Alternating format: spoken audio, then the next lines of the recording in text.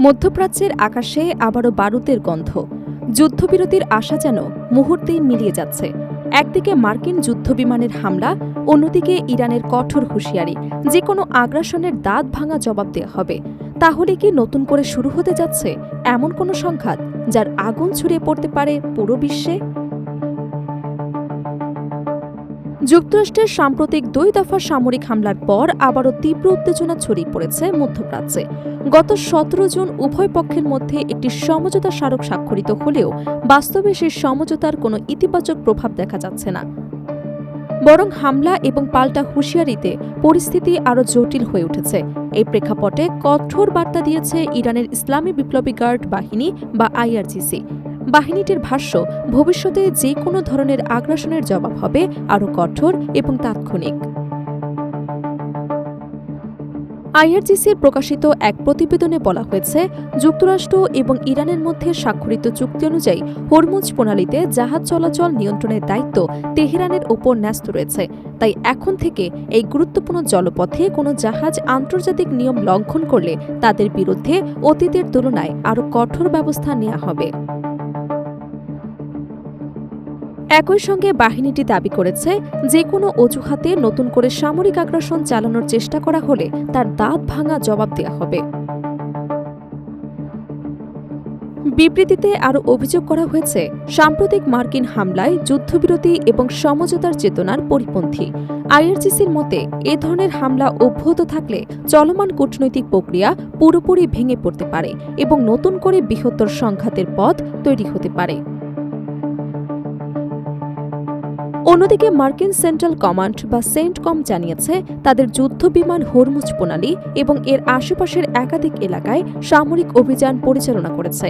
সেন্টকমের দাবি, এসব হামলার লক্ষ্য ছিল ইরানের সামরিক সক্ষমতা দুর্বল করা, এবং তারা একটি ভিডিও প্রকাশ করেছে যেখানে হামলার কিছু দৃশ্য দেখা গেলেও বিস্তারিত স্পষ্ট নয়।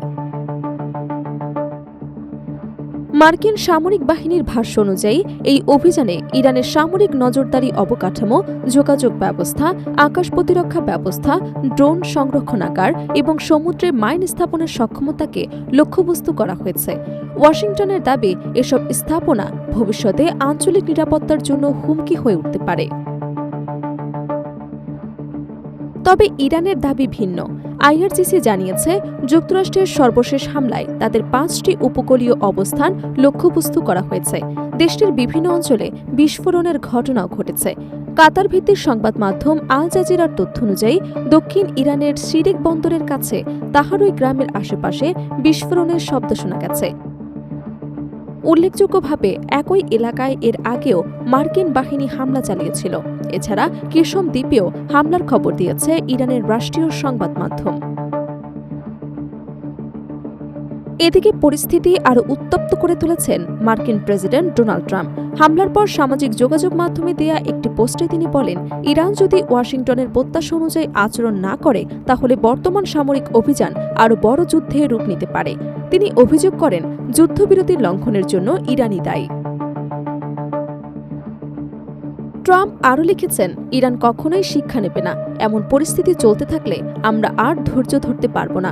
আমরা যে অভিযান শুরু করেছি, প্রয়োজন হলে সেটি সাময়িকভাবে শেষ করতে বাধ্য হব। তবে ইরানও একইভাবে যুক্তরাষ্ট্রের বিরুদ্ধে যুদ্ধবিরতি ভঙ্গের অভিযোগ তুলেছেন। ফলে দুই দেশই একে অপরকে দোষারোপ করায় কূটনৈতিক সমাধানের পথ আরও কঠিন হয়ে পড়ছে। বিশ্লেষকদের মতে, হরমুজ প্রণালী বিশ্বের অন্যতম গুরুত্বপূর্ণ জ্বালানি পরিবহন রুট। এই অঞ্চলের সংঘাত আরও বেড়ে গেলে শুধু মধ্যপ্রাচ্য নয়, বৈশ্বিক জ্বালানি বাজার, আন্তর্জাতিক বাণিজ্য এবং বিশ্ব অর্থনীতিতেও বড় ধরনের প্রভাব পড়তে পারে। এখন সবার নজর পরবর্তী পদক্ষেপের দিকে। উত্তেজনা কি নতুন করে পূর্ণমাত্রার সামরিক সংঘাতের রূপ নেবে, নাকি শেষ পর্যন্ত কূটনৈতিক প্রচেষ্টা পরিস্থিতি নিয়ন্ত্রণে আনবে? সেই উত্তরই খুঁজছে গোটা বিশ্ব।